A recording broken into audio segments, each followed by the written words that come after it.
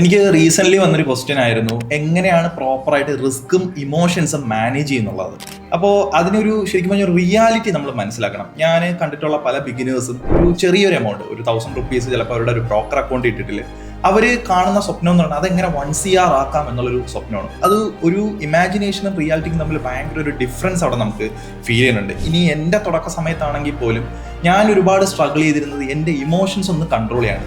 Anchor ഉണ്ടായിരുന്നു, അതുപോലെ തന്നെ ഗ്രഡ്ജ് അടിച്ചിട്ട് മാർക്കറ്റിന് റിവഞ്ച് ട്രേഡ് കാര്യങ്ങൾ, ഇതെല്ലാം എനിക്ക് വന്നിട്ടുണ്ടായിരുന്ന തുടക്കത്തിലുള്ള കുറച്ച് പ്രശ്നങ്ങളായിരുന്നു.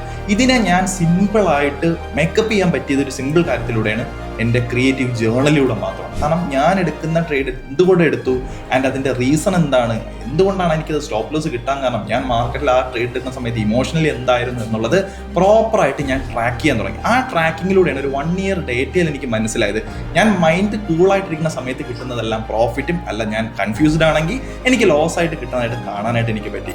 അതുപോലെ തന്നെ ഞാൻ എല്ലാ ബിഗിനേഴ്സ് ആവട്ടെ, ഏതൊരാൾ ട്രേഡിങ്ങിലോട്ട് വരുന്ന ഏതൊരാളാവട്ടെ, അവർക്ക് കൊടുക്കാൻ പറ്റിയ ഒരു ബെസ്റ്റ് അഡ്വൈസ് എന്ന് പറയുന്നത്, നിങ്ങൾക്ക് എത്ര അഫോർഡ് ചെയ്യാൻ പറ്റും, means how much you can afford, എത്ര റിസ്ക് അഫോർഡ് ചെയ്യാൻ പറ്റും ആ റിസ്ക് മാത്രം നിങ്ങൾ എന്ത് ചെയ്യുക, ടേക്കൺ ചെയ്യുക. ഇപ്പോൾ നിങ്ങൾക്ക് 1000 റുപ്പീസ് പോയാൽ നിങ്ങൾക്ക് കുഴപ്പമില്ല, നിങ്ങളുടെ ലൈഫിനെ ബാധിക്കില്ല എന്നുണ്ടെങ്കിൽ ആ റിസ്ക് മാത്രം അവിടെ ഏറ്റെടുക്കാനായിട്ട് എന്ത് ചെയ്യുക, ശ്രമിക്കുക. അതാണ് ഏറ്റവും best way to control your emotions.